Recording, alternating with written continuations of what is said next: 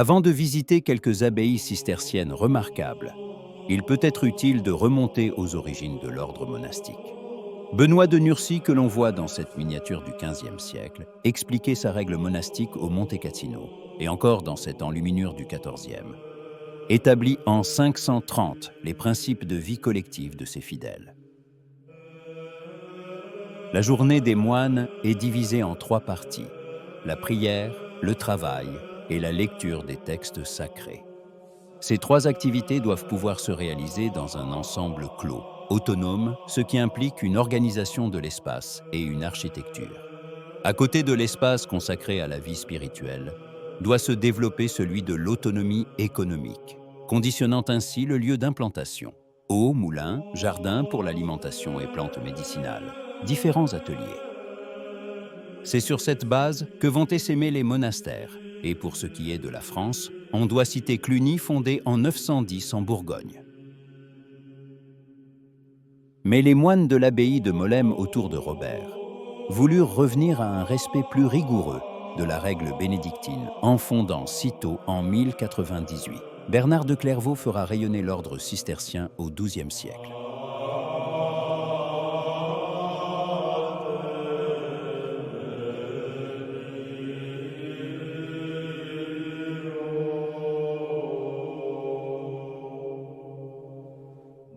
Il reprochera à Cluny, dont on voit la fastueuse consécration en 1095 par Urbain II, de s'être écarté de la règle concernant la nourriture, l'habillement, l'ornementation et d'avoir abandonné le travail manuel et le silence.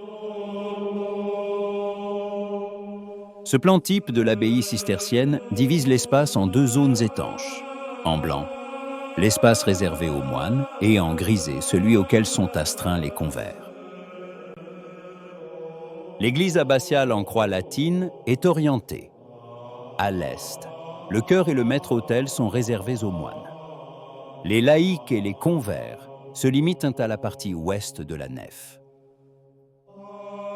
Une porte donne accès au cloître. Dans ces galeries couvertes peuvent circuler les moines en prière.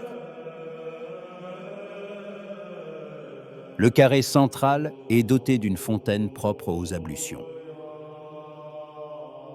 Dans la salle capitulaire ou salle du chapitre située à l'est se prennent les décisions concernant l'abbaye. Au sud, de part et d'autre du réfectoire des moines, se trouve le chauffoir, qui facilite le travail des moines copistes dans le scriptorium.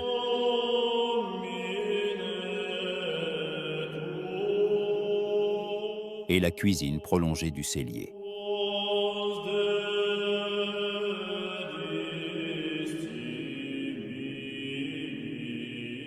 À l'étage, côté est, se trouve le dortoir des moines, alors que celui des convers se trouve côté ouest.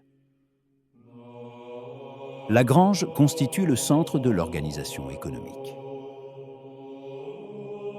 Par le travail, les moines doivent assurer leur autonomie.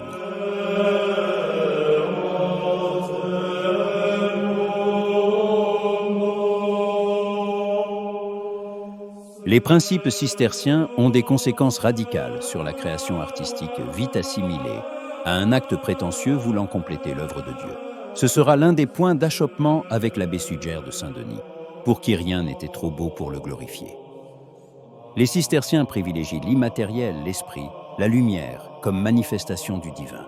Au XIIe siècle, seule visible et immatérielle, la lumière est théologiquement l'émanation de Dieu. Mais une opposition majeure concernera la couleur.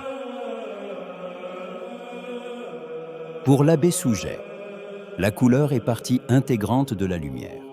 Elle est donc elle aussi d'essence divine, et c'est glorifier Dieu que de la faire rayonner. Ceci se manifeste dans les bleus, rouges, verts et or répandus sur les statues, les murs et les vitraux. Pour les cisterciens, la couleur, substance matérielle, n'est en rien émanation du divin, mais un simple artifice créé par l'homme vaniteux voulant compléter la création divine. Il faut l'exclure des églises, car elle perturbe le cheminement vers Dieu. Le vitrail cistercien en grisaille est conçu pour ne pas altérer la pénétration de la lumière dans l'église.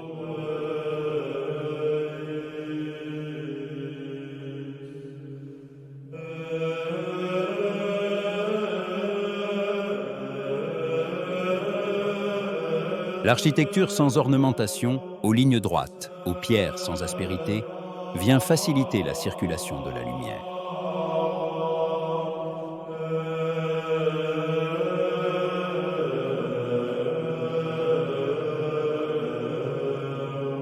Un soin est particulièrement apporté à la circulation du son, autre immatérialité que les cisterciens mettront à l'honneur dans leur chant, jouant ainsi un rôle important dans l'histoire de la musique.